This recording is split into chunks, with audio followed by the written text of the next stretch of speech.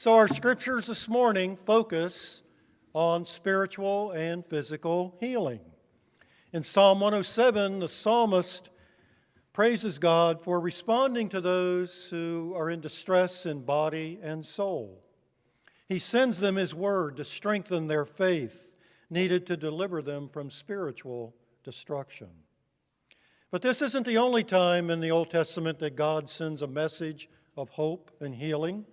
In Isaiah 42, 1 through 8, the prophet provides a vision from God of the suffering servant who comes to us, as he says, speaking for God, as a light to the nation, to open the eyes that are blind, for the former things have come to pass.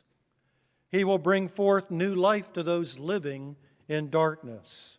And in John 9, we see this prophecy fulfilled in Isaiah and in the words of the psalmist, in Jesus, in His message of healing, of spiritual healing, and in many cases physical healing, proclaimed by them. And in His life ministry and in His death and resurrection, we celebrate the healing light of the giver of light on this fourth Sunday of Lent. Now, in our society, we usually think of healing in scientific terms. We think of doctors and nurses and hospitals, medical insurance, the money to pay for what medical insurance doesn't pay. That's sort of our definition, our world of healing. But as we go through life in various stages, we increasingly find that sometimes body parts need to be sanded, buffed, touched up, and sometimes replaced. It can happen when we're young, when we're middle-aged, or when we are a bit more mature. But increasingly, we are concerned about health, and we're concerned about our ongoing ability to cope with all the things, all the afflictions and illnesses, that come our way. But here's the thing. As people of faith, it isn't just science for us. We believe in the powerful relationship of prayer and science for healing, spiritual and physical. There's a study that I found from the National Science Foundation recently, a study on attendance and mortality. And it involved a random representative sample of 22,000 Americans over a number of years. The result: people who attend church weekly live an average of 7 years longer than people who never attend church. Another research study by Dr. Dale Matthews, a medical researcher at Georgetown University, cites a study of 5,200 patients over 28 years in California. The findings: regular churchgoers attending once a week had a 25% lower mortality rate for men and 33% for women. Now, fellas, I suspect if we were to ask the ladies this morning why there is a lower mortality rate for church-going women, I suspect they would have a ready answer. But I don't think we'll go there. We'll just save that for another time. But I may, though, include, and don't be surprised if I don't include these findings in a newsletter sometime soon, just to see what effect it might have on our attendance in both Sunday school and worship. But I think the message here, an important part of Jesus' message in His gospel, is that physical and spiritual healing is at the heart of demonstrating the message that He brings to all people. Jesus heals people in compassion and pity and love, who certainly profess their faith and who believe in Him. But as in this story this morning, He also provides healing for those who don't know Him, who may not have faith in Him, but because of His grace and mercy, He provides. And it is true, there are times that He encounters in His ministry people who reject Him and reject the gifts of grace and healing that He may offer. Now, I read a story not too long ago that it just resonates with me this morning, not only in this message but in our weather, because it's a story of one beautiful spring morning when two men are just forced to go out on a boat and go fishing. They go out on a large lake, and I would like to envision it as maybe being that lake just up the road here that we have locally. But it was a nice lake, a beautiful day, mid-70s. The wind is blowing ripples on the water, gently rocking the boat. The fish are biting. They're catching fish all day. And I think for a man, that's about as close to heaven on earth as we might get. They're enjoying their day, and one fellow looks over at the shore, nudges his friend, and says, "Hey, I see a man over there. It looks like Jesus." And his friend says, "Well, yes, it does sort of look like him." And the man on the shore, who is Jesus, beckons them to come over. "Come over here. Bring your boat over." So they go over.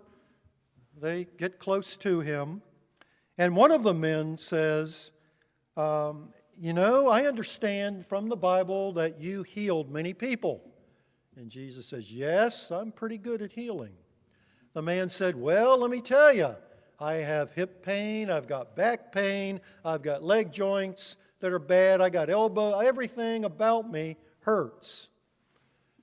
Will you heal me?" And Jesus begins to heal him, one body part at a time. And at the end, the man literally stands up on the boat and shouts for joy because he feels this renewed burst of energy. His friend beside him, though, is looking down, and he looks up, his eyes are wide, he's flushed, he's breathing heavy, he's actually trembling as he says, "Please, please, Jesus, do not heal me. I'm on 100% disability." And if ever there's a testimonial to a dedicated fisherman, I would say that probably is it. But in his gospel, Jesus doesn't worry about rejection. He continues on with his ministry.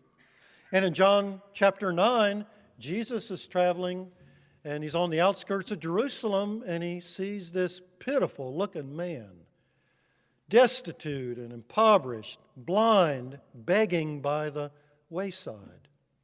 And Jesus stops and stands before him. And before Jesus can say anything, his disciples say to him, "Jesus, what did this man do? What did his parents do that he has this affliction?" And in Jewish tradition, you're either ill or diseased or demonically possessed because you've done something bad, you've done something wrong, or your parents did something bad or wrong. And Jesus stops him and says, "No, this man's affliction has nothing to do with sin. It has nothing to do with punishment. It's part of the human condition. It's part of the human condition that I have come to testify and witness." So he set his disciples straight. But he's looking down at this man, and overcome with compassion, Jesus decides he's going to bring him from darkness to light. And his miracle here, his visible, tangible miracle, will be a witness to all who see it and all who hear about it that truly he does bring light to darkness. Truly he is the Son of God.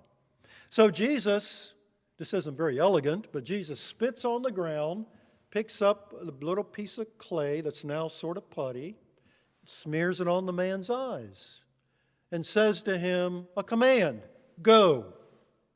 Go to the pool of Siloam." Now, here's the other piece of the story. The rest of the story, please know that back in these times, people did not bathe daily, weekly, or even monthly. So bathing wasn't something that was just part of the normal routine. And the pool of Siloam is not one of these nice pools you might have in your backyard or you have in the community. It doesn't have a nice hot tub bubbling beside it. It's really a huge bathtub. And what happens is when there is the Sabbath, hundreds of Jews in a day will go there and dip themselves in the water, and I guarantee you they come out dirtier than they went in, but it's ritual cleansing, right? Cleansing of the spirit. So this man is going to go to this pool, and he doesn't know this, but there will be all kinds of indescribable, unmentionable stuff floating around in this pool. So why would Jesus send him there? As an act of obedience, as an act of faith. Because the blind man's going to have to traverse Jerusalem in his blindness to get there. It will be a difficult journey. So it's, in a way, a test of obedience. But it's also a test of faith because Jesus is a stranger. This man doesn't know Jesus, doesn't know who he is. It's an act of faith to even attempt to think that after a lifetime of blindness and affliction, darkness, he can be healed. But the man doesn't. He's obedient and he is faithful. He's obedient when common sense would say it's crazy to go. He's faithful when a rational person would say, who are you to actually ask me to do this? He does neither. He goes. He kneels by the pool. He washes the clay away from his eyes, and immediately he has sight for the first time in his entire life. And with joy, he goes around telling people, I have been healed. And in this man's disability and sorrow, in the coming delight, Jesus demonstrates for all who can see, for all who have ears, that he has come to bring light to the world, and that in his gospel ministry, light can be had through the darkness. He is the light of the world. Now, the Pharisees are watching all this, and you know, the Pharisees aren't friends of Jesus.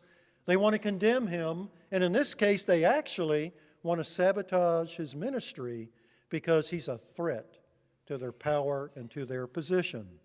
So twice they go to this healed man, and they say to the man, you know this man Jesus is a sinner. You know it, don't you? First time the man says, I don't know what you're talking about. Second time he says, I don't know whether he's a sinner or not. But let me tell you what I do know. I was blind for my entire life. I had nothing in my life to hope for. Now I've been healed. Now I see. Now I have a future. It was Jesus who did that for me. A testimony of faith and truth and obedience. And I'm sure the Pharisees walked away thinking, what a deluded man. He doesn't understand. But I would say they were the ones who did not understand because they stayed in the darkness when the light was presented to them, while a blind man accepted the light and walked in the path of Christ. So, by Christ's example in helping a man in need, we too receive his commission of a healing ministry. So Jesus reminds us in John 9 of our mission to be instruments of God's light in the world. And he teaches us at the end of that text, we must work the works of him who sent me. God gives us abilities, talents, and experiences. And Jesus knows that our time on this earth is very short. Only God the Father knows the actual minute in which we will leave this earth, whether we're young, middle-aged, or more mature. And Jesus is giving us a message of urgency. Act now. Don't wait. Because in life, experience matures over time. Skills and abilities that I've given you grow. Share them now.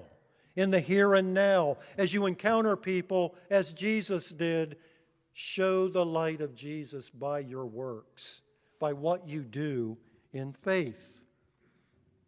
And when we do this, Jesus says in Matthew 5:14, you will be the light of the world.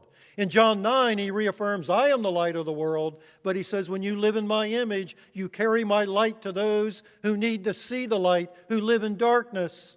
They will see my light in you. You will be my light. The Apostle Paul in 1 Corinthians writes, therefore, my beloved brethren, be steadfast, immovable, always abounding in the work of the Lord, knowing that in the Lord your labor is not in vain.